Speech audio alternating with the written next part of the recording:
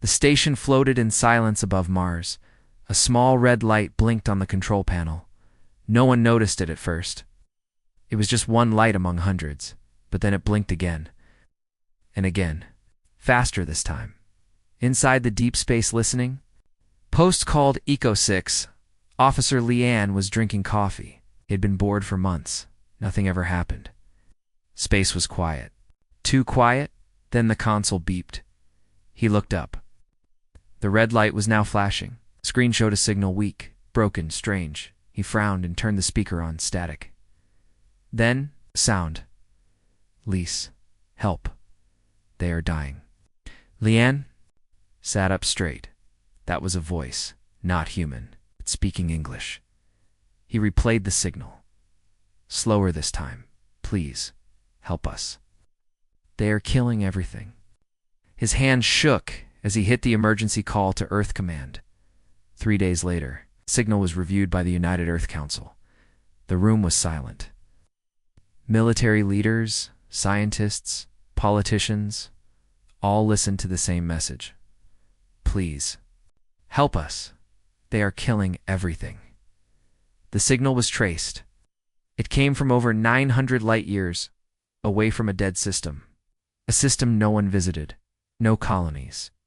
No known aliens. Nothing. Someone asked, is it real? Another replied, is it a trap?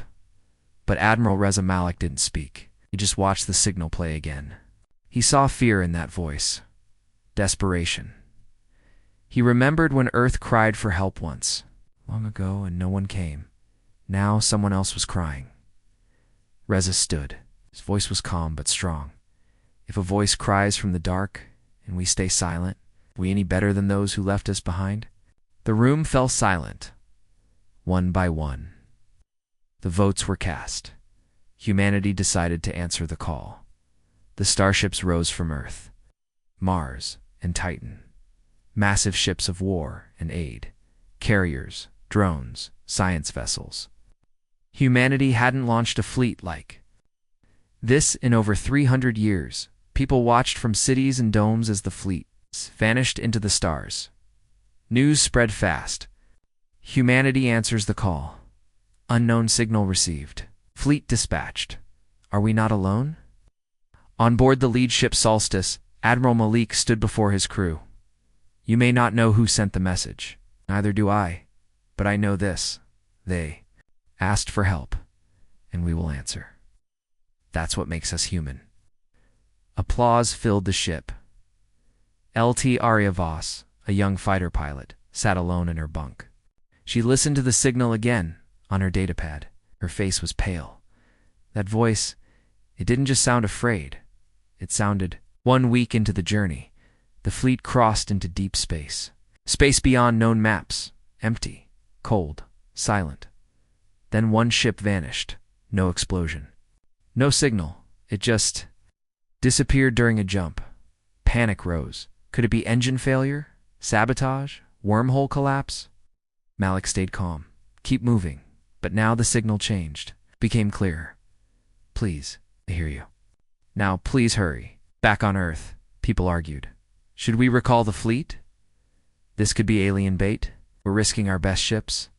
But some people cried on live streams, saying, they helped us. Maybe this time we can help someone else. In space, the fleet approached the star system. What they saw made their blood run cold. The planet was dead. Blackened, burned, ruins. Scattered across the surface, strange towers stood like broken fingers. The sun above was dying, glowing red and sick. Scanners showed no life, no heat, no signals. But then the voice spoke again, clear right into their comes, please. Don't leave us. Not again. Arya Voss looked at the Admiral, sir. I think it's not a trap. I think it's a memory. Malik didn't respond. He just looked out the window, his fists clenched.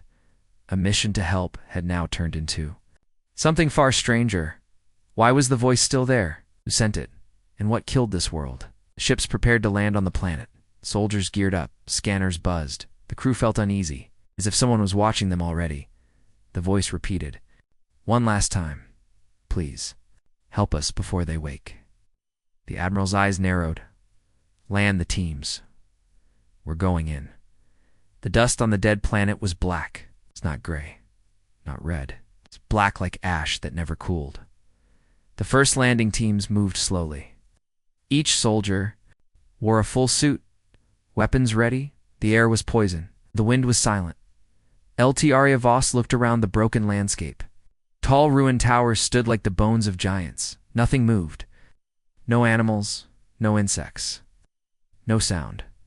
But the ground felt wrong, like it didn't want them there. They found symbols on the walls. Strange marks, not just writing warnings. One read, "Do not answer the voice." Another said, "We died screaming. You will too." Sergeant Kane laughed nervously.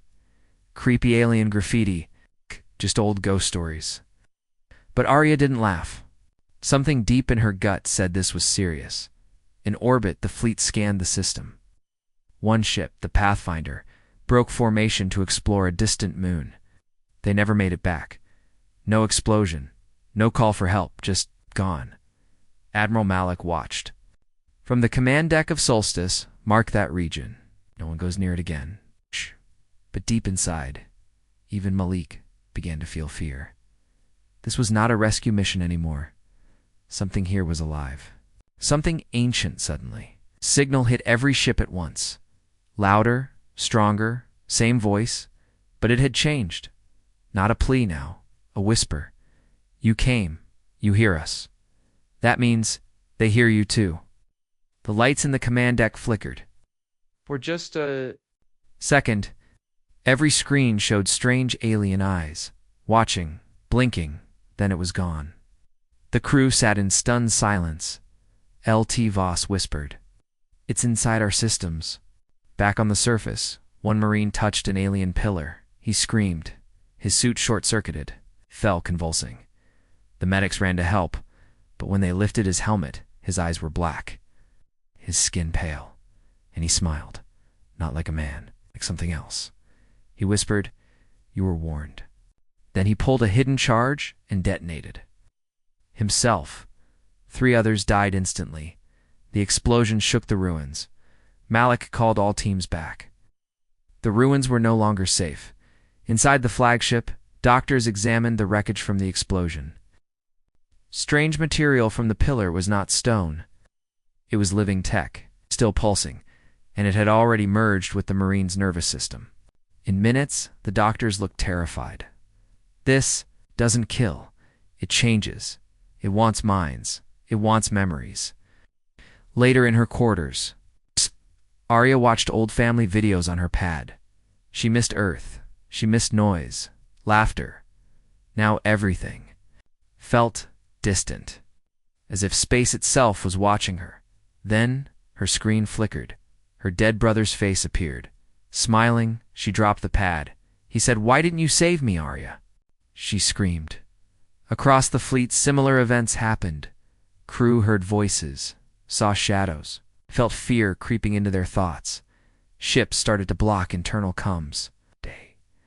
Eye systems began to glitch. Even the food processors stopped working on one vessel, printing teeth instead of rations. Malik ordered an emergency meeting. "We don't know what we're facing," he said. "But it knows us. It feeds on fear, on guilt. It's inside everything."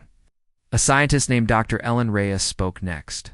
"This signalet may not be a rescue call. It may be a lure, something made to pull us in. But why?" Malik asked.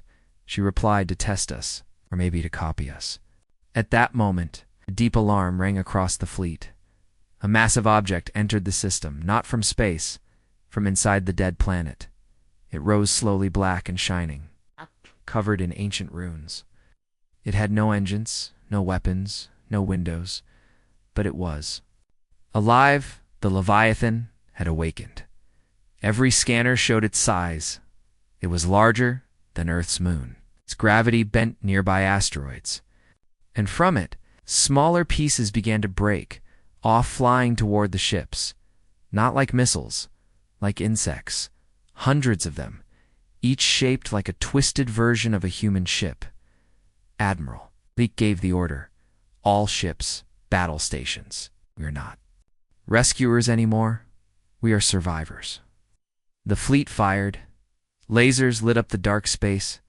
Explosions tore through the silence. But the black ships didn't burn. They absorbed the attacks, then returned fire not with weapons, but with sound. A deep, howling noise filled every ship, like screaming, like crying, like remembering, something you want to forget. One last signal came through, not from the planet, from within their own network. You were warned. You heard the plea. Now you are part of it. The crew looked at each other. Fear had reached them, and something else had too. The ruins went deeper than anyone expected. Beneath the broken towers and dead soil, the scanning drones found tunnels, miles long, cold, and ancient. They led to a hidden city buried under the surface. No one had lived here for thousands of years, yet the machines inside still worked. They were glowing with quiet blue light. Admiral Malik gave the order. Send in a team, no risks. Full armor, maximum caution. Mit Arya Voss was chosen to lead them. Her boots hit the stone floor of the underground hall with a sharp echo. Behind her 5 soldiers followed. Their lights shined over strange walls covered in carvings, circles, stars, and eyes. So many eyes. One soldier whispered, "This place feels alive." Arya didn't reply, but she felt it too. The deeper they went, the warmer it became. Not fire warm, breath warm, like something below was breathing then. They found the first statue. It was tall, alien, beautiful and terrifying. A long neck, smooth skin, large black eyes, just like the ones in the signal visions. A plate at the base had writing. Now translated by their helmet A is, "We are the Ellerin. We built the stars. We begged for help. No one came." One soldier said, "So, this voice is real. They were real." Adia looked at the statue's face. It wasn't peaceful. It was screaming. Back on the flagship Solstice, Admiral Malik stood over the data screen. Everything was wrong. The black object, the Leviathan, had stopped moving, but now it sent out waves. Energy pulses, each one stronger. They hit the fleet like whispers, crawling into every corner. Crew started hearing music that didn't exist. Seeing people who weren't there, some began. Talking in their sleep, languages not human, and in every case. The dreams ended in fire. Dr. Reyes stood beside him. It's using the signal as a hook. It speaks like the Ellerin. But it's not them. It's wearing their voice. Like a mask. Down in the ruins, Arya and her team entered a large room round, high-ceilinged, filled with strange technology. In the center was a tall device. It pulsed with soft blue light. A hologram activated, an Ellerin appeared, tall, thin, glowing. It looked directly at them and spoke in broken English. "Please, help us.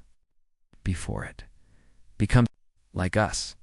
Then the hologram showed star systems blinking out one by one, whole galaxies going dark. Then it zoomed into one world, this world. It showed Ellerin's cities falling, creatures of shadow and metal devouring them, and one last message appeared on the screen. "We sent the voice. To warn, not to call. If you hear it, you are too late." Suddenly the room shook, the blue machine sparked. A soldier screamed as black veins ran across his armor. He dropped his gun, eyes wide. Something had awakened. Arya shouted back to the surface. Now. But the exit tunnels were already collapsing. The black tech, the same stuff that had infected the Marine in Part 2, was growing up the walls, moving like vines. One soldier was caught. He cried for help as his suit fused to the floor. Then his scream turned into laughter. Wrong, twisted laughter, Arya, and 2 others ran through the shaking halls. She yelled into her coms, "Admiral, the ruins are alive. It's trying to copy us." On the Solstice, Malik gave the order. "Evacuate all ground teams. Prepare weapons. Burn anything that moves." But it was too late. The Leviathan began to change. It opened, not like a ship, like a mouth, and from it, thousands of shapes flew out. Some looked like Ellerin. Some looked like humans. All were made of shadow and metal.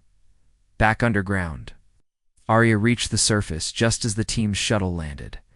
They flew upward, and below them the ruins began to sit, glow not blue anymore, red, as if the city itself was angry.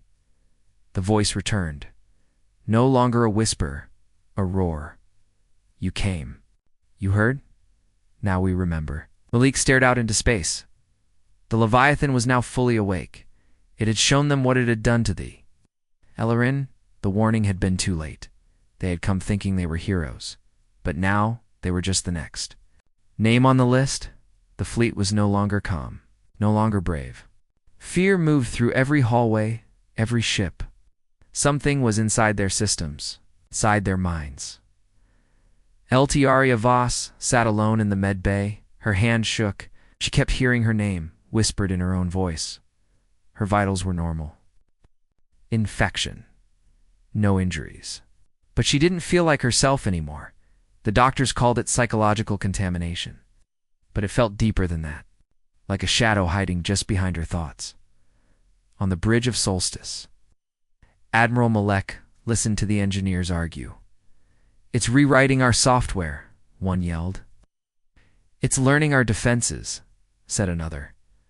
Our A's are going blind. Screens flickered, showing smiling human faces, but no one on the crew recognized them. Random files now played strange music. Log entries rewrote themselves. It wasn't just hacking, it was possession. Dr. Reyes stood near the Admiral.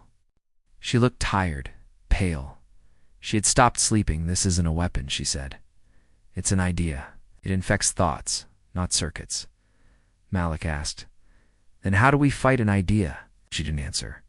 In the lower decks of the ship, Horizon Blaze, a crewman named Porter screamed. The security team rushed in. He had drawn dozens of circles and eyes all over the walls, using his own blood. He kept repeating one sentence. It sees through us. It wears our skin. They sedated him. But even in sleep, he kept smiling. The medics looked at each other. This was the fourth case in 2 days, and they were spreading. Meanwhile, deep in space, the Leviathan began to move again. But it didn't attack. It just watched.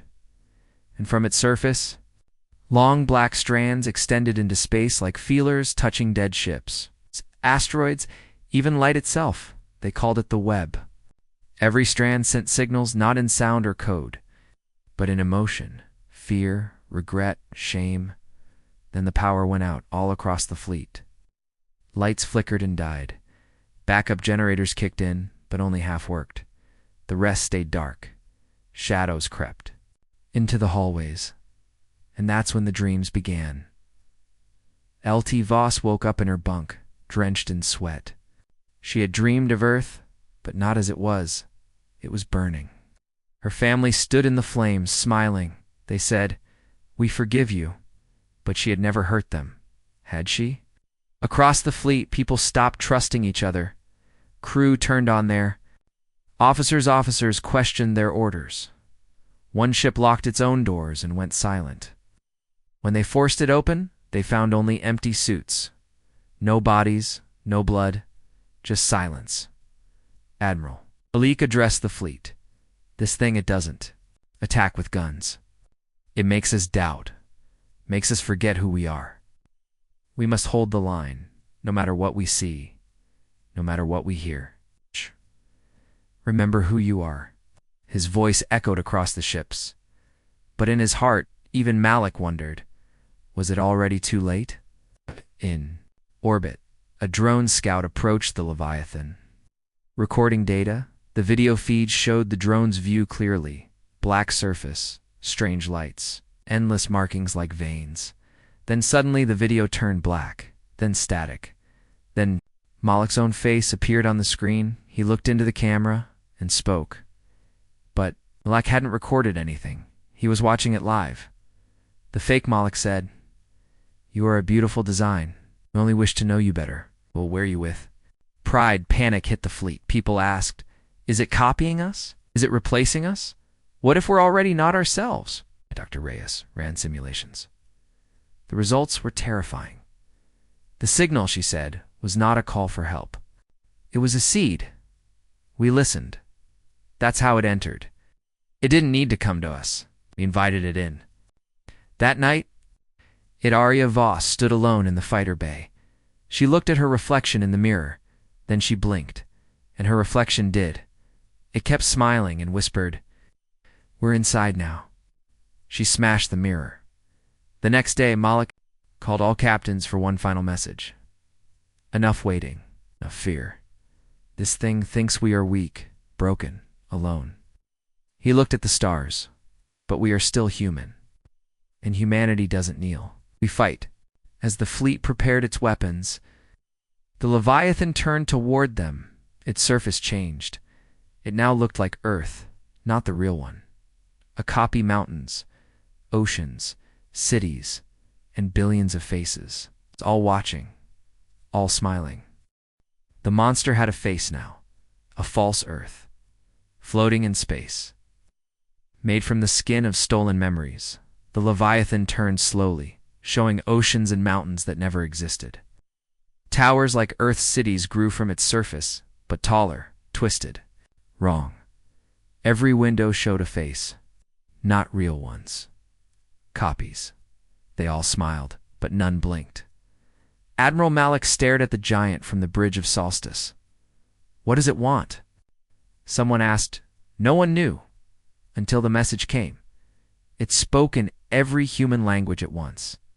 Old. Earth tongues, forgotten dialects, even baby talk. One word repeated over and over. Curious. Or the ships froze. It wasn't a demand. It's not a threat. Just interest. But then, strange things began happening. One cargo ship's AI turned itself off, left a final message. I don't want to think anymore. On another ship, all the water turned to salt, and aboard Starlight Reach. A man tried to breathe in space, and smiled while doing it before the vacuum took him. Dr. Rhea sat with Malik in the war room. Her hands trembled. This is not war. It's something worse. We're not facing a soldier or a conqueror, Malik asked. Then what are we facing? She whispered, a child. A godchild playing with us. He stood up. We don't play. Not anymore. That same day, humanity did something it hadn't done in over 500 years. They launched Project Torchfall, a forbidden weapon, built under Earth's ice, feared even by those who made it. It used compressed black matter, a substance heavier than a star, to tear reality open. Only one missile existed. It was never meant to be fired, but now, Earth gave the order. A stealth ship carried the missile toward the Leviathan. The fleet stayed. Back, watching, waiting, LT. Aria Voss was chosen to fly escort. She was silent the whole trip. Her mind was heavy. She had stopped dreaming. The voices were still there. But now they didn't whisper. They sang as they neared the Leviathan. Changed again. Its surface melted from the oceans. Creatures rose. They were not ships, not machines. They were bodies. Millions of them. All shaped. Like humans. Some old, some young. All perfect. Too perfect. You and Lifeless Malik watched the feed and whispered, "It's building us." Suddenly the Leviathan opened, not like a door, like an eye. A glowing red circle in the center of the false Earth dot. It stared at the incoming missile and spoke again. "Show us pain." The stealth ship released the missile. It flew fast, too fast to stop. Torchfall struck the Leviathan's eye. There was no explosion, just silence. Then the stars rippled. Space itself bent inward. A scream filled every ship's speakers, not sound, but memory. Every crew member saw a moment of pain. Their worst mistake, their biggest shame. It felt real again then. The Leviathan screamed. Not in anger, but in wonder. As if it had finally felt something. It didn't die, but it changed. Cracks formed on its surface. The false cities fell. The fake oceans dried up. The smiling faces stopped, but something else happened. To all across the fleet, People began to cry, not from fear, from grief, from loss. Even the strongest soldiers. Dot broke down. Arya Voss collapsed in her cockpit. She whispered, "It's feeding. On our pain." Dr. Reyes shouted from the lab, "It didn't want to destroy us. It wanted to feel us." Torchfall gave it what it needed. Now it knows us. Alec clenched his fists. We just woke it up. From the broken shell of the Leviathan, small objects flew out, shards, alive at each. One glowing with a red light, they scattered into space. Some fled toward deep galaxies. Others vanished into wormholes. But one headed straight toward Earth, the fleet. Couldn't stop it, too fast, too small, too late. Malik stood at the observation deck. He had led humanity into the unknown, not to save others, but to find the truth. And now, that truth was coming home. He turned to his officers. Prepare every ship, all colonies, all planets. Because the next time it speaks, he looked out at the stars. We may not survive the answer. Earth had 37 hours. That's what. The computers said one of the red shards from the Leviathan, small, fast glowing, was on a direct path toward Earth. No known weapon could stop it. In the skies above Earth. People stared at the stars and prayed. In the skies above Mars and Titan. As people loaded guns. Humanity had no more time for fear. The monster was coming home. Admiral Malik stood in the war chamber. Every screen showed different locations. Earth, Luna Base, Jupiter colonies, Saturn shipyards. People everywhere were preparing. Ships were launched, satellites turned into weapons. Drones were fitted with bombs, civilian miners from the belt. Volunteered for combat. Old enemies, nations that once fought each other, sent fleets together. Private corporations gave up their ships. Even pirates came. The signal had united them. One purpose. Survive. LT Arya Voss floated in orbit around Mars, insider fighter. Her hands trembled. But her heart was steel now. She had lost too much sleep. Dreams, friends, maybe, even parts of herself, but not her will, not her humanity. The red shard arrived, not as a weapon, as a gift. It landed softly in Earth's ocean, sinking. Near a deep trench, no explosion, no fire, just silence. For 6 hours then. It bloomed. A tower rose from the water, tall as Everest, black as night, humming with low sound. Around it, waves froze solid. Lights danced in the sky. The signal returned, not asking, not curious, but speaking. We saw you. We felt you. Now become us. Creatures emerged from the tower. Not large, human-sized, but wrong. Too smooth, too symmetrical. Their faces looked familiar, like parents, children, friends. But their eyes were hollow. The world called them the Echoed. They walked without breath, touched without heat, spoke only in memories.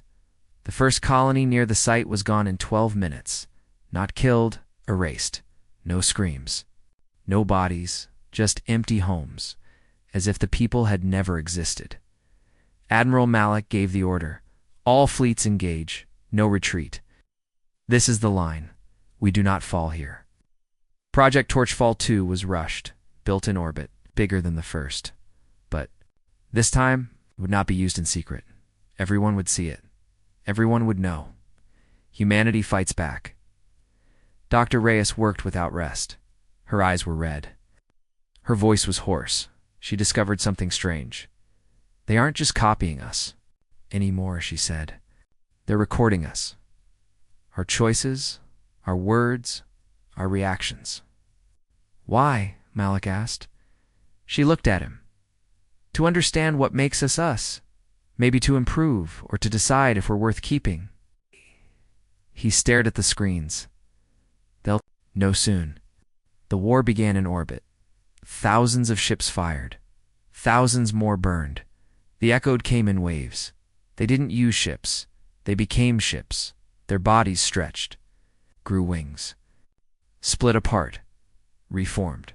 Humanity. had never seen anything like it, but they fought like never before.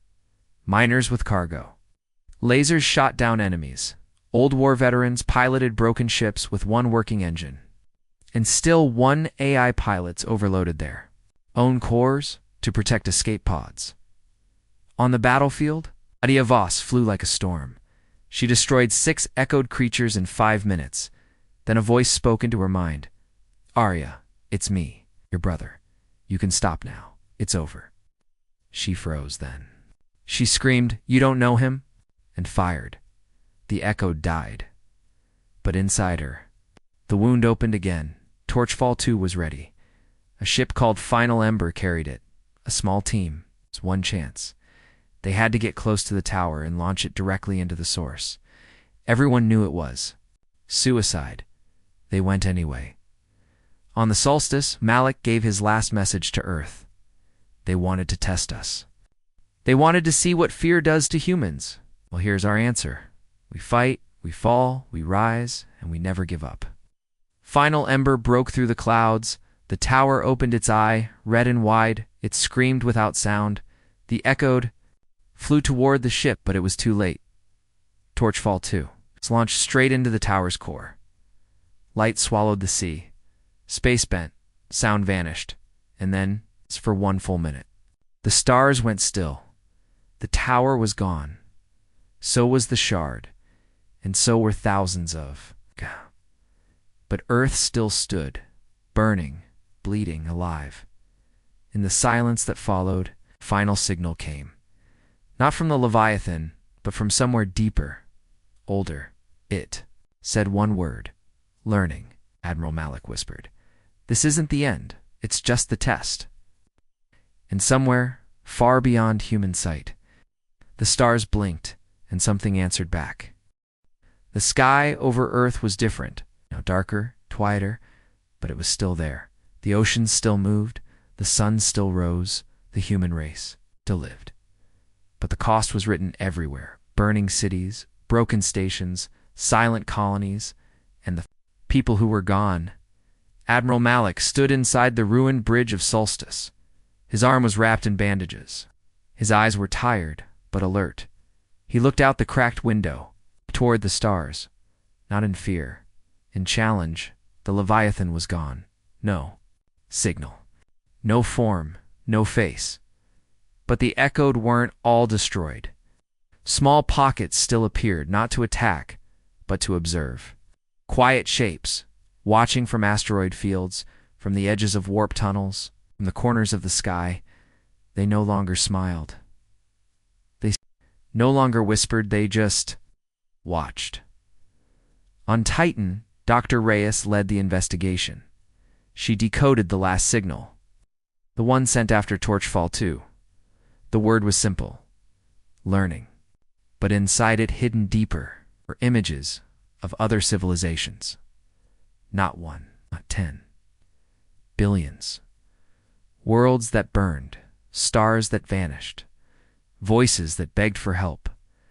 And all of them were answered the same way, by being studied, copied, consumed. But Earth had broken the pattern. Earth had fought back. Earth had survived across the colonies. Statues were raised, not of heroes, but of the unknown. One statue on Luna Base showed a soldier holding a dying friend. Another on Mars showed a pilot. Staring into the stars, hand outstretched, no names, no ranks. Just one sentence written on each. We remember. Arya Voss sat in a quiet garden on Earth, looking at a tree growing near a crater. She no longer heard whispers, no more dreams, just silence. She touched the tree's bark. It felt real, solid, alive.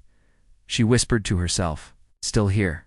Behind her, Child played with a toy starship. He made sounds with his mouth, pew-pew, and laughed. Life was returning. Slowly at the edge of the solar system, humanity built something new. A giant station, not for war, for warning, for watching. They called it the Sentinel Gate. Not because they feared an attack, but because they now understood. The stars were not safe. They were full. Not of monsters, but of memory one day. A small signal reached the Sentinel Gate. It wasn't from Earth. Not from the Leviathan, something else. It was weak, soft. It said, "You are the first to speak back. We remember you." It wasn't a threat. It wasn't a test. It was respect. In time, humanity rebuilt, not just their cities, but their beliefs. They learned how to shield their minds, protect their data, and guard their memories. They also learned empathy, that maybe the Leviathan was not born evil. Maybe it was just alone, so alone it had to become others to feel. So curious, couldn't understand pain without causing it. It had consumed everything it touched, except Earth, because Earth fought, because humanity hurts. But never gives up. Admiral Malik gave his final address before retirement.